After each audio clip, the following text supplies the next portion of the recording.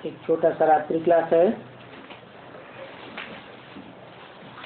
17 जून 1968।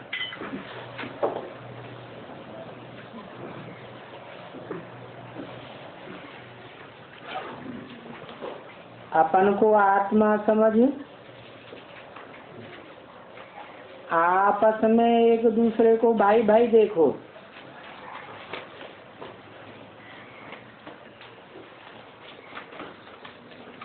हम आत्मा ज्योति बिंदु स्वरूप भाई भाई हैं और आत्मिक रूप में बाप भी सफेद है।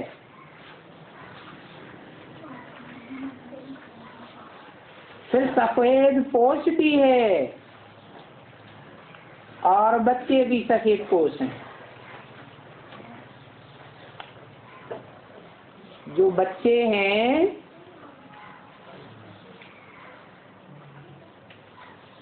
वो सभी सफेद पोष में शोभते हैं। बाप बच्चों को पहले पहले कहते हैं, बच्चे आत्माभिमानी होकर बैठे हो तो अपन को आत्मा समझ बाप को याद करना। इस बात में मुझ होती है। अगर कोई को मुझ होती है तो बाप से पूछते हैं,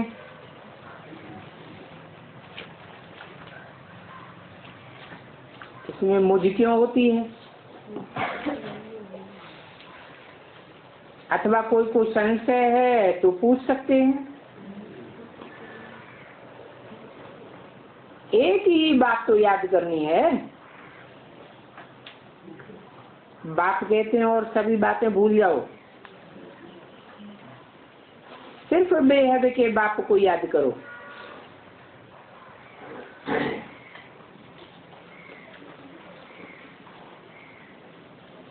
देह और देह के संबंधों को भूलते जाओ। देह में रहने वाली जो देही आत्मा है उसे याद करना है। ऐसा करेंगे तो पवित्र बनकर पवित्र घर चले जाएंगे, क्योंकि तुमने पवित्र बनने के लिए ही बाप को बुलाया है। बाप खुद कहते हैं, मैं इस रथ में विराजमान होता हूँ।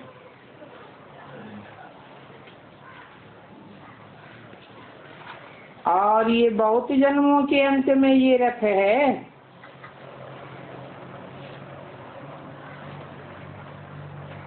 ये पहले पहले सूर्यवंशी सतो प्रधान था।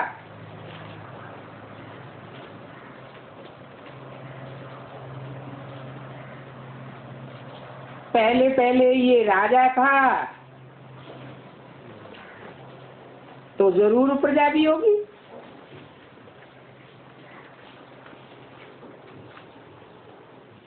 कौन?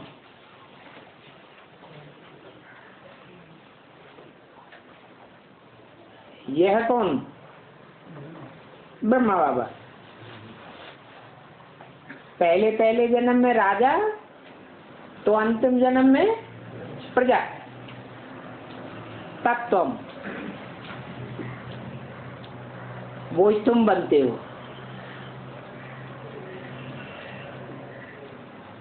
आदि में राजा और हर युग के अंत में प्रजा। गाते भी हैं राम राजा राम प्रजा राम साहूकार।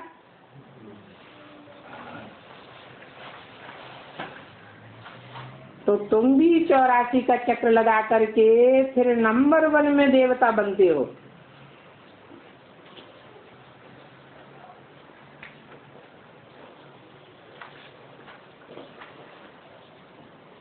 तुम भी कौन? नंबर 1 देवता।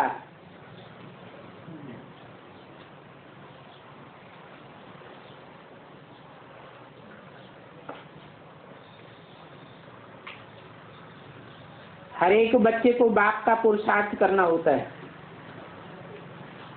और पुरुषार्थ है ही पति से पावन बनने का।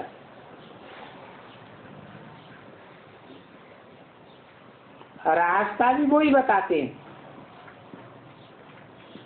बच्चों को युक्ति बतलाते हैं।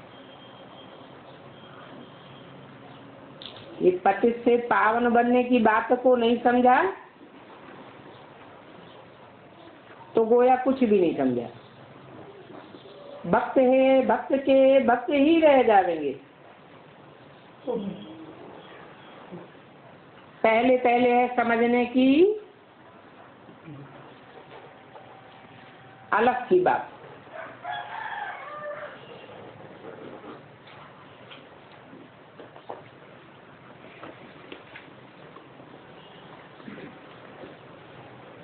ये समझानी मिलती है।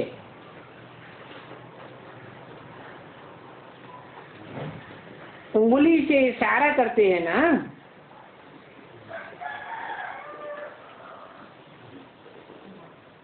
वो एक है। इशारा करते हैं तो उंगली खड़ी कर देते हैं, परंतु वो तो है निराकार जिसकी ओर इशारा करते हैं। और तुम आत्मा भी तो निराकार थी, फिर सृष्टि पर आए, चोला लेकर के साकार बने।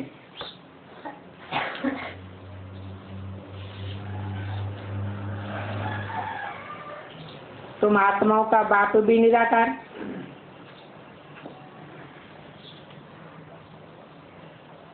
साकार को पढ़ाने के लिए इसमें प्रवेश करते हैं। बहुत जन्मों के अंत के भी अंत के जन्म में पतित शरीर पतित दुनिया में आते हैं।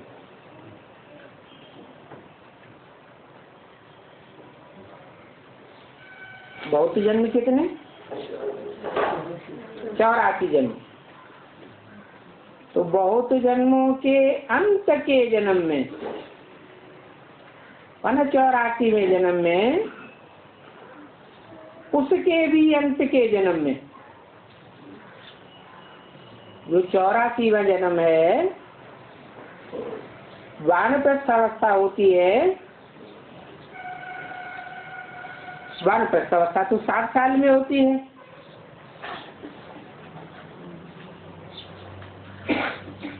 तो उसको अंत थोड़ा ही कहेंगे, क्योंकि जिसमें प्रवेश करते हैं उसका नाम रखते हैं ब्रह्मा। और ब्रह्मा की आयु तो 100 साल गिनी जाती है। 60 साल की आयु में प्रवेश करते हैं। इसलिए बोला बहुत जन्मों के अंत के भी अंत के जन्म में। माना जब 100 साल आयु पूरी होती है तब पतित शरीर में और पतित दुनिया में आते हैं।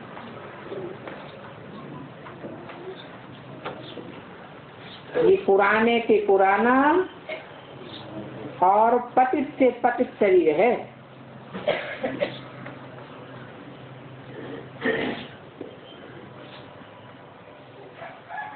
उनको फिर नंबर 1 में जाना है। बाप राय भी अच्छी देते हैं, कहते हैं दे के सभी धर्म छोड़ माम एकम याद करो तो तुम्हारे पाप कट जाएंगे।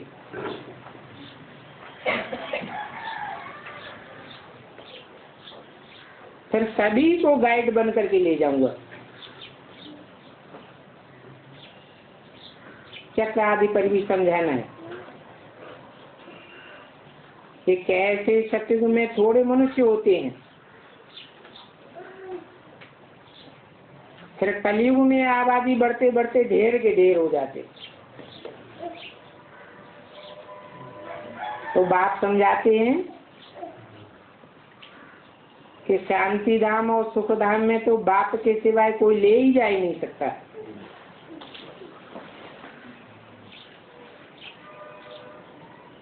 कितनी सहज बात है। बाप सभी को कहते हैं, बच्चे अपन को आत्मा समझ करके बैठो, क्योंकि बाप लिबरेटर गाइड बन करके शांति धाम ले जाते हैं। वो आत्माओं का घर है, जहाँ से आत्माएं आती हैं पार्ट बजाने के लिए।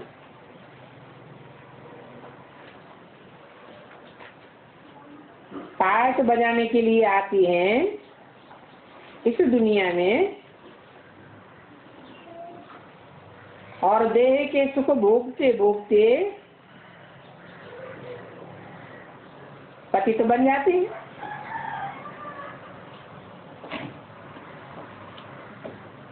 तो आत्मा का देह में ममत्व लग जाता है, फिर वापस कैसे जावे? तो बताते हैं अपन को आत्मा समझ, मुझ बाप को याद करो।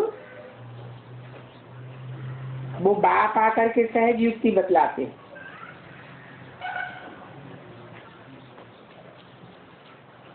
तीव्र याद की सहज युक्ति है, माम एकम याद करो, कोई दूजम को याद नहीं करो। अब इसमें मुझने की तो बात ही नहीं है।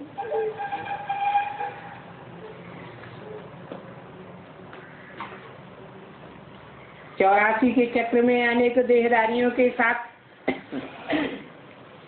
देह का सुख भोगा है, तो लगाव हो जाता है। कहते हैं बार बार याद आता है। बाप कहते हैं बार बार भूलने की कोशिश करो, इसमें मुझने की बात नहीं है।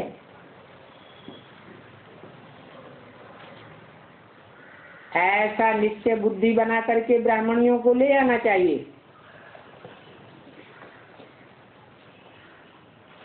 तो उन बच्चों को आने से खुशी होगी। षष्ठी चक्र के आदि मध्य अंत का ज्ञान बाप समझाते हैं, बताते हैं कि ये 84 का चक्र जरूर खाना है। इस चक्र को ड्रामा कहा जाता है और इसको समझना बहुत सहज है। इसमें एक ही बात मुख्य है, जो पैगाम सभी को देना है। तुम कुमारियां क्या सीखते हो? नहीं सीखते हैं तो टाइम वेस्ट करते हैं।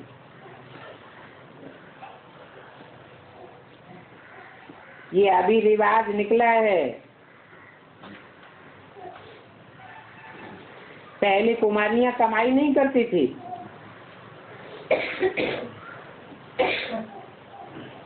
अभी रिवाज निकला है कुमारियां भी कमा करके खिलाती हैं।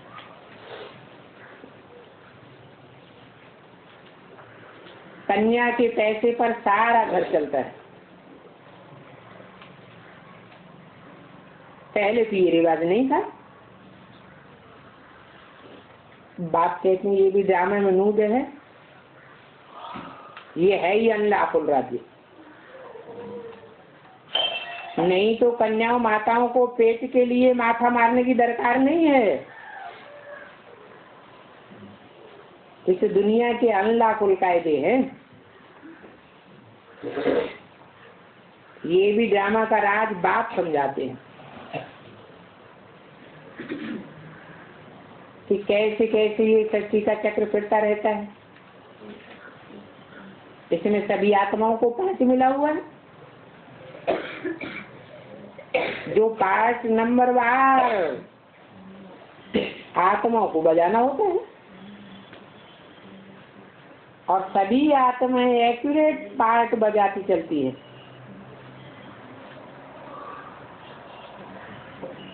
ये भी बताया है भक्ति मार्ग में होता है सभी मनुष्यवाद। मनुष्य को भगवान नहीं कहा जाता है, फिर किसको कहा जाता है? भगवान मनुष्य तन में ही तो आते हैं, और मनुष्य को भगवान नहीं कहा जाता, फिर किसको कहा जाता है? भगवान उसको कहा जाता है जिसका मन अमन हो।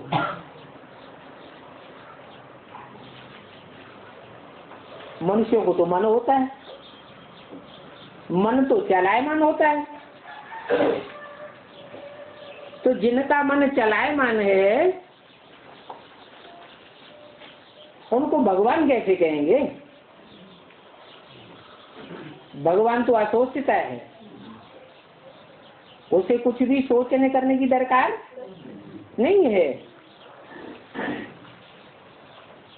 तो बाप समझाते ये बातें याद रखनी चाहिए। हम देवी देवता बनने के लिए पढ़ते हैं,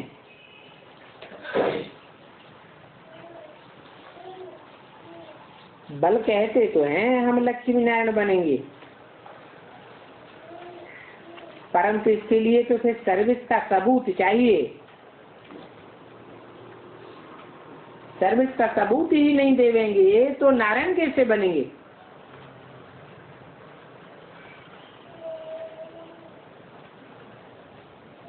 कोई राजाओं का राजा भी बनते रहते हैं। तुम 21 पीढ़ी राज्य करेंगे, बहुत ऊंची पढ़ाई है, तो ऐसी ऊंच पढ़ाई पढ़ने में एक दिन भी मिस करने की दरकार नहीं है। बहुत बच्चे हैं जो पढ़ाई मिस करते रहते हैं। पढ़ाई तो कब मिस नहीं करनी चाहिए, पढ़ करके फिर रिवाइज करना चाहिए, घड़ी घड़ी मुरली को पढ़ना चाहिए। कहते भी है ना, राम से मेरे प्रभात मेरो मन। अभी बाप बेहद के प्रभात में आते हैं ना,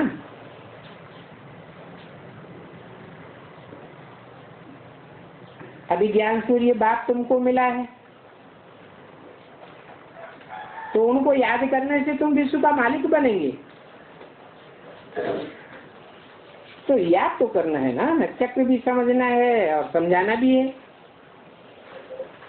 नहीं तो इतने दुनिया में सभी हैं, उनको पैगाम कौन देगा?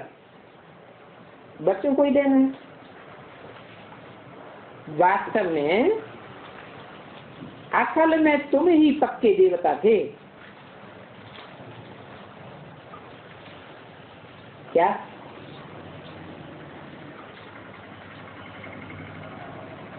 वो नहीं थे,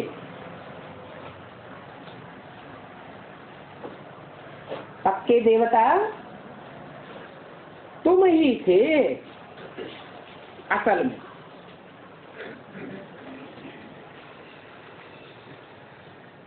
तो जो पक्के देवता थे वो ही फिर पक्के हिंदू भी तुम बनते हो तो तुम देवता ही। परंतु पतित दुनिया में, पतित शरीर में कैसे कहेंगे?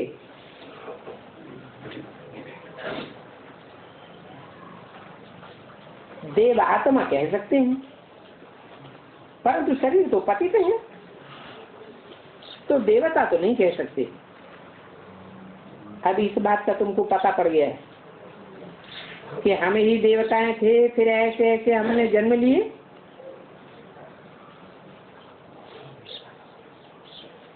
अभी जो जितना देरी से पुरुषार्थ करते हैं वो देरी से ही आवेंगे।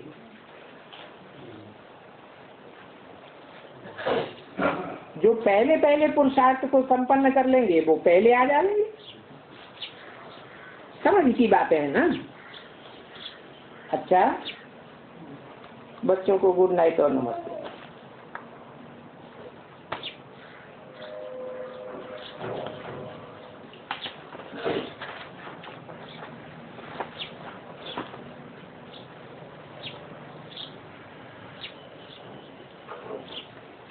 आज का प्रातः क्लास है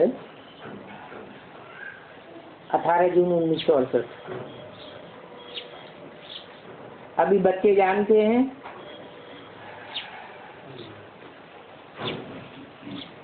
कि हर एक बच्चे को बाप से वर्षा मिल रहा है।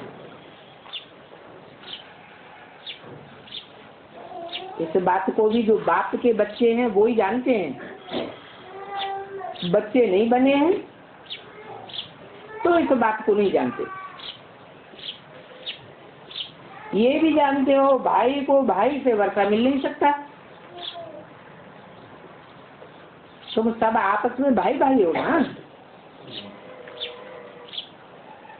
और फिर ब्रह्मा की औलाद भाई बहन जो भी हैं उनको हर एक की अवस्था का पता नहीं पड़ता है। बाप दादा के पास सबका समाचार तो आता है।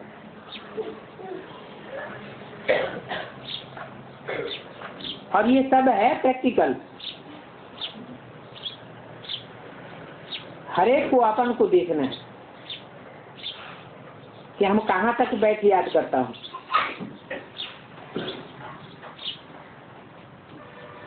और कहाँ तक मेरी बुद्धि नाम रूप में फंसी हुई रहती है।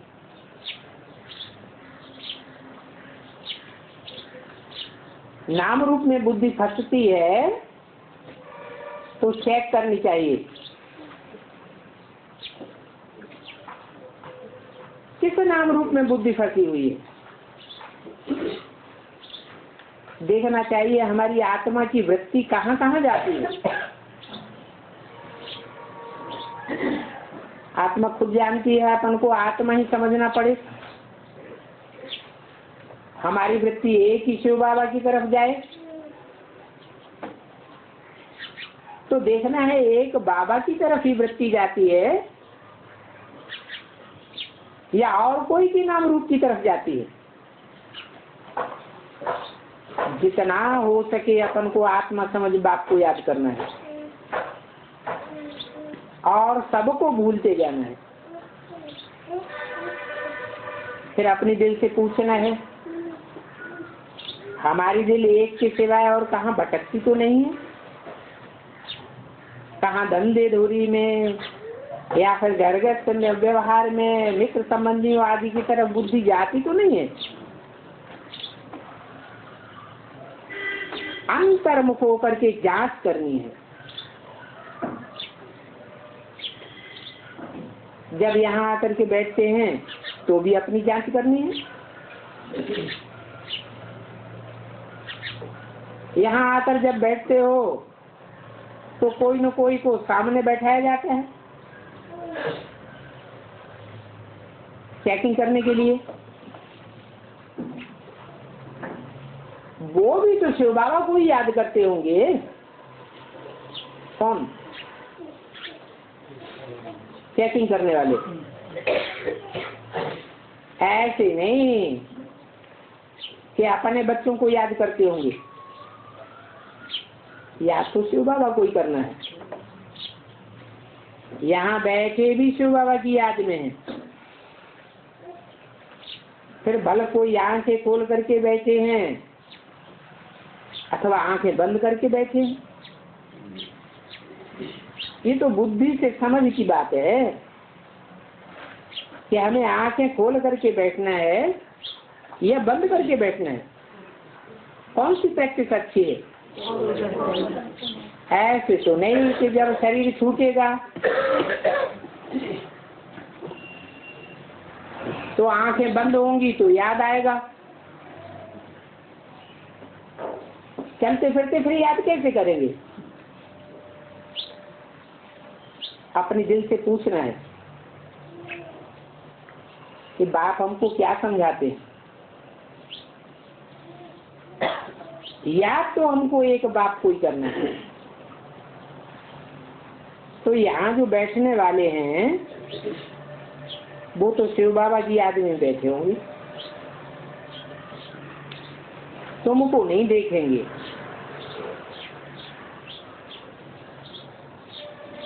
क्योंकि उनको तो कोई की अवस्था का पता ही नहीं है।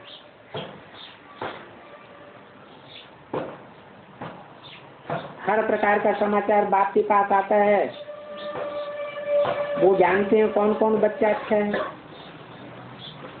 जिनकी लाइन बिल्कुल क्लियर है और जिनका बुद्धियोग कहाँ भी नहीं जाता है। ऐसे भी होते हैं, कोई का बुद्धियोग जाता है लेकिन मुरली सुनने से चेंज भी हो जाते हैं, समझते हैं, फील करते हैं ये हमारी भूल है, बरोबर हमारी दृष्टिवृत्ति रंग है। अभी दृष्टिवृत्ति को रंग को राइट करना है, रंग को राइट करना भी बाप ही समझाते हैं। भाई भाई को नहीं समझा सकते, बाप ही इन बातों को समझाते। बाप ही बैठकर देखते हैं इनकी वृत्ति कैसी है, तो बच्चे बाप को ही अपने दिल का हाल सुनाते हैं, शिव बाबा को बताते हैं,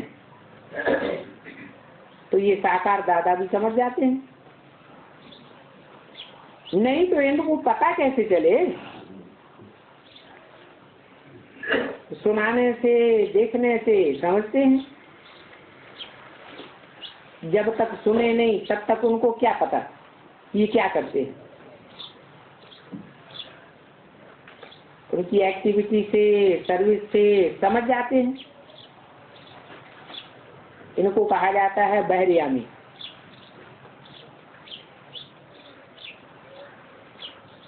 समझते हैं इनको बहुत देहवान है, इनको कम है, इनकी एक्टिविटी ठीक नहीं है,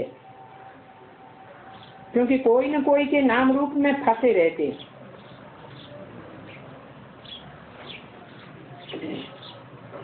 कोई न कोई की याद में बुद्धि अटक जाती है,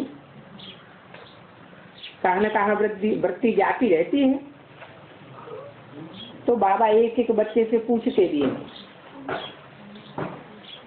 कहाँ अपने धंधे व्यापार की तरफ बुद्धि जाती है, बाल बच्चों की तरफ बुद्धि जाती है। कोई कोई तो साफ बता देते हैं, कोई कोई तो फिर नाम रूप में ऐसे फंसे हुए हैं जो मारी शर्म के बताते ही नहीं बताते हैं तो अपना ही नुकसान करते हैं। बाप को बताने से हल्के हो जाएंगे। नाम रूप में फंसने का जो विकर्म बनता है वो बताने से उनको क्षमा हो जाती है, और फिर आइंदा के लिए भी संभाल करनी है। बहुत हैं जो अपनी वृत्ति को सच सच नहीं बताते हैं, बाप को बताने में ही लज्जा आती है। जैसे कोई उल्टा काम करते हैं तो सर्जन से छुपाए लेते हैं, सर्जन को बताते ही नहीं। वो समझते हैं ये सर्जन क्या समझेंगे, इसलिए छिपाए लेते। परंतु छिपाने से तो बीमारी और ही वृद्धि को पाई जाती है। यहाँ भी ऐसे ही है, बाप को बताने से हल्के होते जाएंगे, नहीं तो वो अंदर रहने से भारी होते रहेंगे। बाप को सुनाने से फिर वो दोबारा नहीं करेंगे। बाप समझते हैं कि ये हल्के हो गए हैं, आगे से अपने पर खबरदार भी रहना है। अगर बाप को बता देंगे ही नहीं तो वृद्धि को पाता जाएगा। बाप जानते हैं ये बच्चे सर्विसेबल भी बहुत है, इनकी क्वालिफिकेशन भी कैसी अच्छी रहती है, कोई के साथ लटकते नहीं है। बाप हर एक की जन्म पत्री को देखते रहते हैं।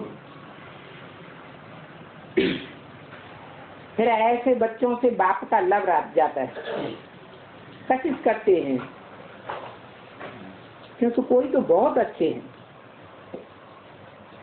तब भी कहाँ भी उनका बुद्धि योग नहीं जाता है। पहले जाता था, अभी खबरदार हो गए। बताते हैं बाबा मैं अब खबरदार हूँ, आगे मैं बहुत भूलें करता था, अभी बिल्कुल खबरदार हो गया हूँ। समझते हैं बरोबर देह अभिमानी होने से ही भूलें होती हैं। तो सदैव अपन को आत्मा समझना चाहिए। अगर आत्मा न समझा, देह भान में रहे, तो पद भ्रष्ट होता जाएगा। भले इन बातों का कोई को पता नहीं पड़ता है, परंतु फिर भी पद तो भ्रष्ट हो जाएगा ना। इसमें दिल की बहुत सफाई चाहिए। 1868 की वाणी का दूसरा पेज। जैसे इन लक्ष्मी नारायण की आत्मा में कितनी सफाई है, इतनी सफाई है तब तो ऊंच पद पाया है। इसलिए बाप कहते हैं अपना पूरा सच्चा सच्चा पोता मिल देने वाला कोई कोटों में एक है। तो इनकी बुद्धि में बहुत सफाई रहती है। कोई कोई के लिए समझा जाता है इनकी नाम रूप की तरफ वृत्ति है, देही अभिमानी होकर के नहीं रहते हैं, इस कारण इनका पद भी कम होता जाता है। राजा से लेकर के रंक तक पद बनते हैं, और सभी नंबरवार पद तो है ना। ये क्यों होता है? इन बातों को भी समझना चाहिए। पढ़ाई में नंबरवार तो जरूर बनते हैं, कलाएं कम होती जाती हैं। ये भी जानते हो जो 16 कला संपूर्ण बनते हैं वो फिर 14 कला में भी जाते हैं।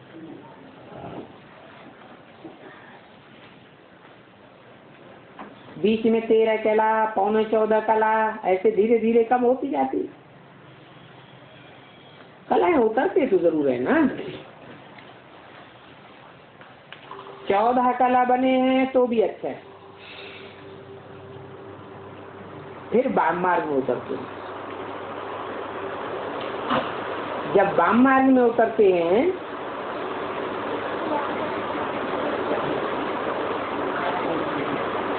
बाएं हाथ तो कचड़े की सफाई करने वाला होता है, तो जरूर भिखारी बन पड़ते हैं। भिखारी बनते हैं तो फिर आयु कम हो जाती है, फिर रजो बनते जाते, रजो से तमो बन जाते हैं। ऐसे कम होते होते पुराने बन जाते हैं, तमो प्रधान।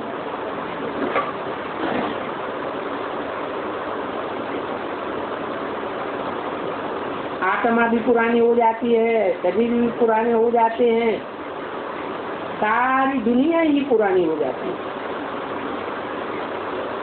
तो सारा ज्ञान अभी तुम बच्चों में है, और तुमको ही समझाया जाता है कि कैसे 16 कला के फिर नीचे उतरते उतरते देवता से मनुष्य बन जाते हैं।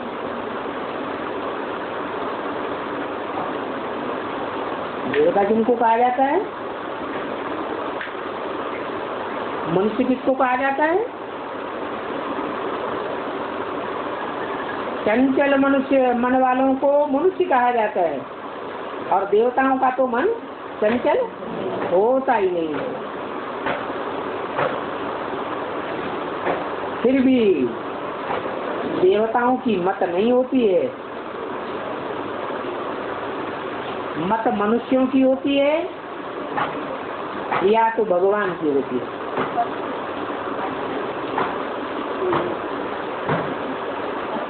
भगवान बाप की मत मिलती है तो 21 जन्म कोई की मत की दरकार नहीं रहती। बाप से वर्षा मिल गया तो ये ईश्वरीय मत तुम्हारी 21 जन्म चलती है।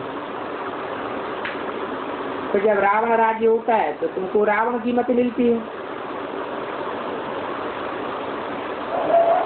रावण मत अनेकों की मत को रावण मत कहा जाता है। दिखाते भी हैं देवताएं वाम मार्ग में गए, और धर्म वालों की ऐसी बातें नहीं होती है। दूसरे धर्म वाले तो अपने धर्म के बड़े पक्के होते हैं। ये देवताएं ही जब वाम मार्ग में जाते हैं तो बाद में दूसरे धर्म वाले आते हैं। उन दूसरे धर्म वालों से तुम्हारा कोई कनेक्शन नहीं है, इसलिए तुम बच्चों को अपनी ही ताक लगी रहे। ये बातें बाप बैठ तुमको समझाए रहे। कहते हैं बच्चे अभी तुमको तो वापस जाना है। ये सारी पुरानी तमो प्रधान दुनिया है। इस तमो प्रधान दुनिया में मेरा भी पार्ट है। पुरानी दुनिया को आकर के नया बनाता हूँ, ये भी तुम समझते हो। दुनिया के मनुष्य तो कुछ भी नहीं जानते। तुम इतना समझाते हो, फिर भी कोई अच्छी रीति समझते नहीं। तुम इतनी बातें समझाते हो, फिर भी वो अपनी मत की टिक टिक करते रहते हैं।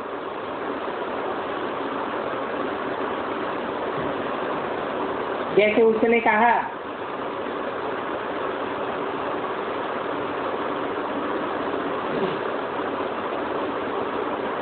कि तुमने शरद के क्षेत्र में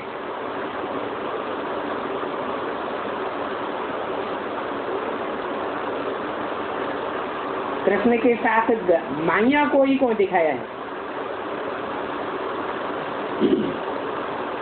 क्या वहां सिर्फ फीमेल ही होती है? डांस आदि जब करते हैं उसमें तो एक फीमेल और एक मेल होता है। जुगल डांस होता है, ऐसे ऐसे जोड़ी होती है ना। तो इस चित्र में एक फीमेल एक मेल क्यों नहीं दिखाया है? कृष्ण के साथ इतनी फीमेल क्यों दिखाई है?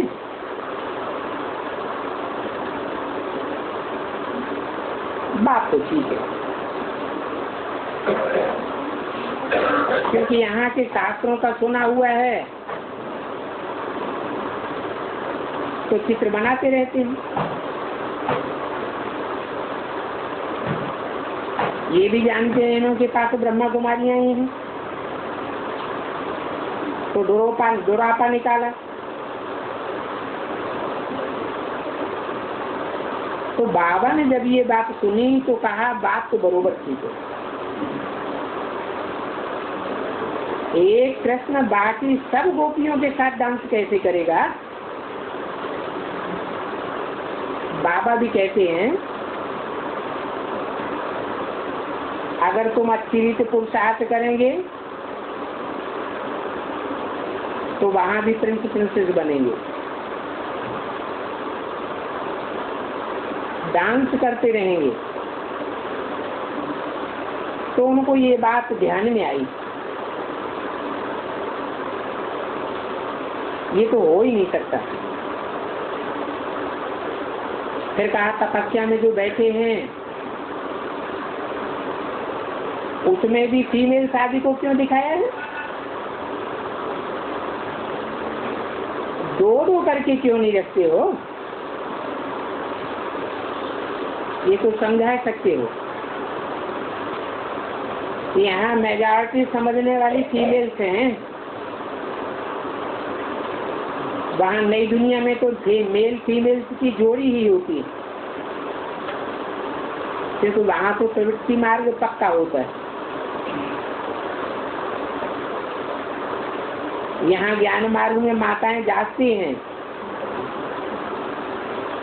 क्योंकि यहाँ माताओं को जास्ती मान दिया जाता है। और ये बात भी तुम सिद्ध कर सकते हो। तो ऐसी ऐसी बातों में करेक्शन करनी पड़े।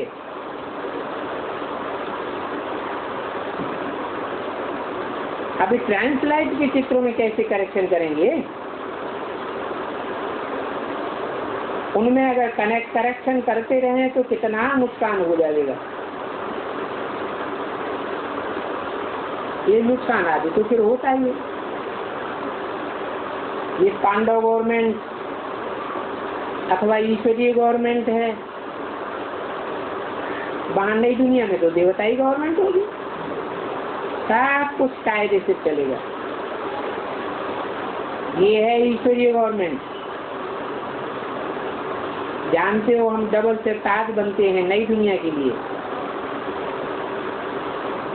इसलिए अगर गवर्नमेंट कहें तो भी ठीक है। तुम डी की गवर्नमेंट स्थापन कर रहे हो, ये बात तुम लिख सकते हो, इसमें डरने की भी बात नहीं है। ब्रह्मा द्वारा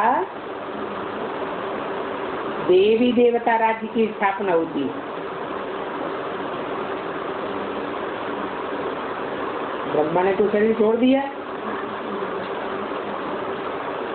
फिर डीटी राज्य की स्थापना कैसे होगी? जरूर शरीर छोड़ने के बावजूद भी ब्रह्मा कोई माता में प्रवेश करता है। इसलिए बोला कि माताओं के द्वारा स्वर्ग के गेट खुलवाते हैं। ब्रह्मा तो फिर भी दाढ़ी मूछ वाला पुरुष था। तो ये ईश्वरीय गवर्नमेंट ठहरी। बेहद का बाप अभी ब्रह्मा द्वारा संगम पर स्थापना कर रहे। पहले जो देवी देवताएं थे वो अभी नहीं है। फिर से श्रीमत पर डी की गवर्नमेंट स्थापन कर रहे हैं। हम ब्रह्मा कुमार कुमारियां श्रीमत पर आदि सनातन देवी देवता धर्म अथवा स्वराज्य विश्व में शांति स्थापन कर रहे हैं। ये लक्ष्मी नारायण जब थे तो पवित्रता सुख शांति सब कुछ थी। मुख्य बात तो पवित्रता की ही है, परंतु बेचारे मनुष्यों को ये भी पता नहीं है कि सतयुग में देवी देवताएं पवित्र थे। वो तो समझते हैं देवताओं को भी बच्चे आदि हुए, तो समझते हैं वहां भी भोग बल से बच्चे पैदा होते होंगे। अरे वहां तो योग बल की पैदाइश है। योग बल से कैसे पैदाइश होती है ये किसी को पता नहीं है।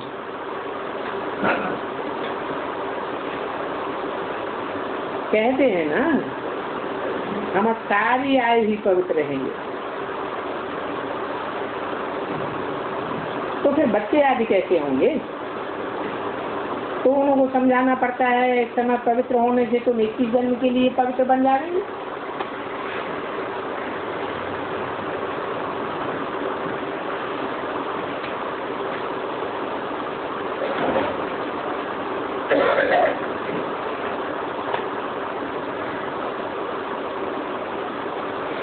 से 68 की वाणी का तीसरा पेज।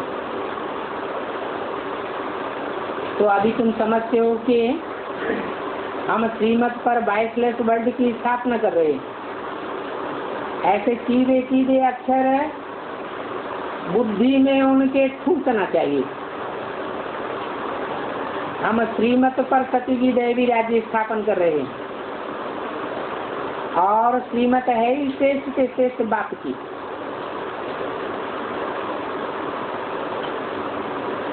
गायन भी है मनुष्य से देवता की करतन लागी बार। अभी तो सभी मनुष्य हैं जो फिर देवता बनने वाले। एक अर्जुन की बात नहीं है कि पढ़ाई पढ़ा करके नर अर्जुन को नारायण बनाया। आधा कल्प सिर्फ देवी देवताएं ही थे, फिर आधा कल्प की बात पतित बनते। अभी बाप की श्रीमत पर हम फिर से डीटी गवर्नमेंट स्थापन कर रहे हैं, तो इसमें प्योरिटी की तो मुख्य बात है और आत्मा को ही पवित्र बनना है। आत्मा ही संग के रंग से पत्थर बुद्धि बनी है, तो एकदम क्लियर करके बताओ कि बाप ने ही इस पुरानी दुनिया में आकर के डीटी गवर्नमेंट की स्थापना की थी। डीटी गवर्नमेंट को पैराडाइज कहा जाता है।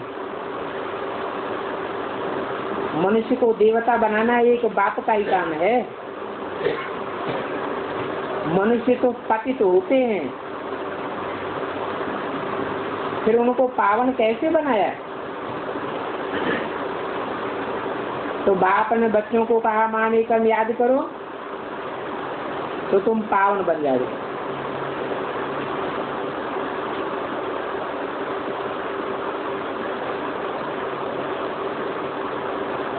ये बात तुम किसको भी सुना देंगे तो अंदर में उनको लगेगा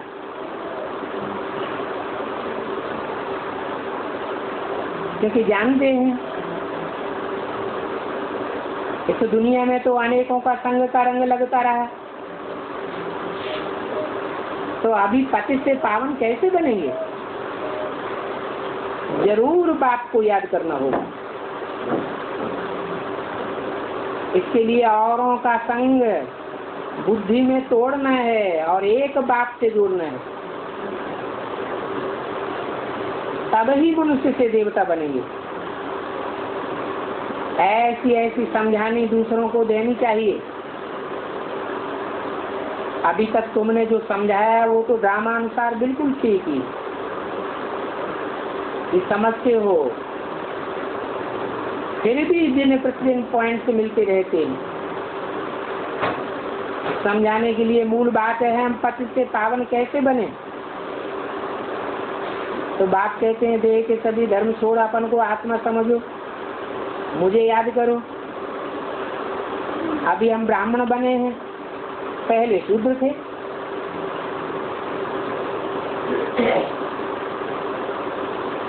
अभी हम प्रजापिता ब्रह्मा की संतान हैं।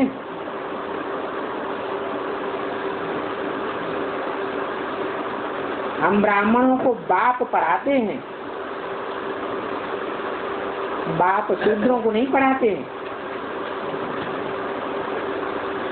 ब्रह्मा द्वारा शूद्रों को पढ़ा करके ब्राह्मण बनाया जाता है, फिर प्रजापिता ब्रह्मा के द्वारा ब्राह्मणों को पढ़ाकर शिक्षा देकर देवता बनाते हैं।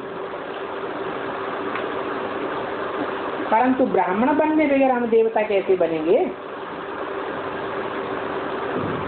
ये ब्रह्मा भी पूरे 84 जन्म लेते हैं।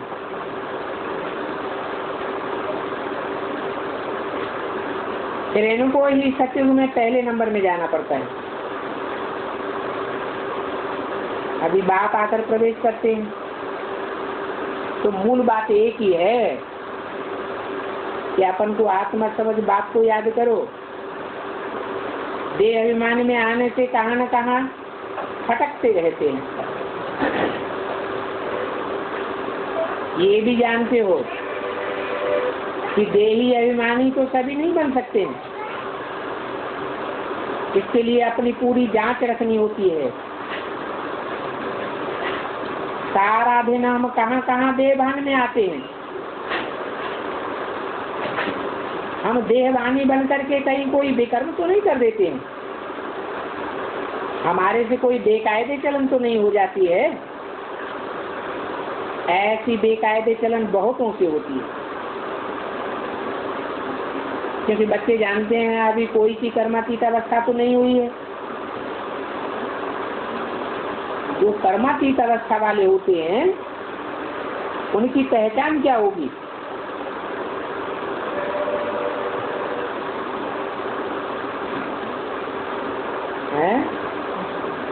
कर्मातीत अवस्था वाले के सभी दुख दूर हो जाएंगे।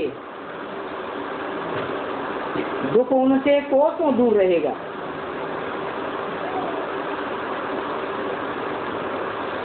सजाओं से भी छूट जाते हैं। ख्याल किया जाता है यहाँ नंबरवार राजा ही बन रही है। जरूर कोई का कम पुरुषार्थ रहता है जिस कारण की सजा खानी पड़ती है। जानते हो कि गर्भ में भी आत्मा सजा खाती है। ये गर्भ जेल क्यों कहते हैं? त्राहि त्राहि करते रहते हैं, कहते हमको बाहर निकालो। फिर हम ऐसा काम नहीं करेंगे। आत्मा कहती है ना, आत्मा ही सजा खाती है। आत्मा ही कर्म विकर्म करती है। ये कोई शरीर का काम नहीं है। तो मुख्य बात है अपन को आत्मा समझना है। देह में आने से देह अभिमानी बन जाते हो। ऐसे ऐसी पॉइंट समझानी चाहिए जो समझे कि बरोबर सभी कुछ आत्मा करती है। आत्मा ही बोलती है अभी तुम सभी आत्माओं को वापस जाना है। वापस जाने के लिए ये ज्ञान मिलता है। ज्ञान से तुम बाप की पहचान पाते हो। फिर तो ये कभी ज्ञान मिलेगा ही नहीं। आत्माभिमानी बनने से सभी को भाई भाई देखते रहेंगे। फिर शरीर की बात नहीं रहती है क्योंकि सोल बन जाते हैं। ऐसा पुरुषार्थ करते करते शरीर में तुम्हारी लागत खलास हो जाएगी। इसलिए बाप कहते हैं ये बहुत ऊंची स्टेज है। कोई तो बहन भाई में ही लटक पड़ते हैं। भाई भाई में भी कोई लटक पड़ते हैं। परंतु ये लास्ट पॉइंट है, अशरीरी भव, आत्माभिमानी भव। इसी बात में मेहनत है। कोई भी पढ़ाई होती है उसमें सब्जेक्ट तो होते ही। कोई स्टूडेंट समझते हैं हम इस सब्जेक्ट में फेल हो जाएंगे। फेल होने के कारण और सब्जेक्ट में भी ढीले पड़ते हैं। अभी तुम्हारी आत्मा बुद्धि योग बल से सोने का बर्तन बन जाती है। योग नहीं है तो नॉलेज भी कम हो जाती है। जानते हैं कि योग का जौहर ही नहीं है तो बुद्धि महीन बनेगी कैसे? ये भी ड्रामा में नूर है। बाबा समझाते हैं बच्चों को कि अपनी अवस्था कैसे बढ़ानी चाहिए। देखना है हम आत्मा सारा दिन में कोई भी बेकायदे काम तो नहीं करते हैं। अगर कोई भी ऐसी वैसी आदत हो तो फौरन छोड़ देना चाहिए। परंतु फिर भी माया दूसरे तीसरे दिन वो काम करा देगी। ऐसे ऐसे सूक्ष्म बातें चलती रहती हैं। ये सभी गुप्त ज्ञान की बातें हैं। परंतु मनुष्य इन बातों को क्या जाने। तुम बतलाते हो कि हम अपने ही खर्चे से अपने लिए सभी कुछ करते हैं। हम दूसरों का खर्चा क्यों करा दें?